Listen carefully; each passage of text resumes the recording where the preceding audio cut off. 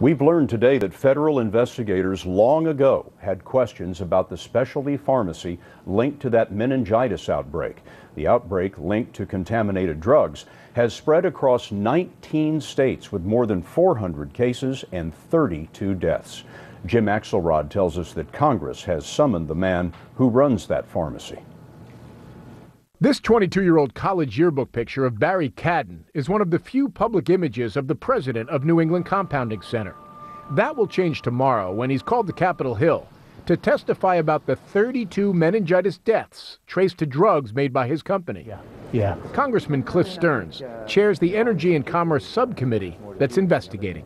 I have the right to say there's a debacle here, there's malfeasance, somebody's culpable. Come to me and explain why. 32 Americans have died, 450 in a hospital. Tell me what happened. Actually, Stearns expects Cadden to remain silent and take the fifth. There was clear evidence that the quality control was terrible at the New England Compounding Center, and he was doing nothing about it. So for some reason he was camouflaging and tried to indicate to the FDA that there's no problem. Was Barry Cadden a liar? I think obviously he was shading the truth.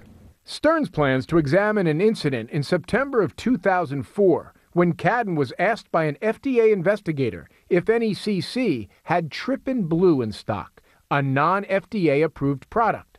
Cadden said no, according to the investigator, who then reported finding 189 vials of it on site.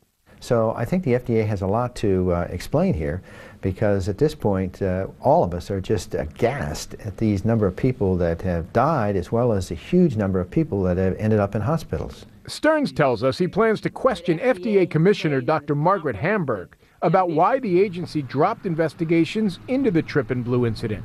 And another 2 years earlier, when at least 2 people developed septic shock after being injected with a drug made by NECC.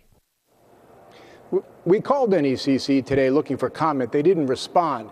The FDA is out with a statement saying it needs to have its authority strengthened and is looking forward, Scott, to working with Congress to make sure this never happens again. Jim, thank you.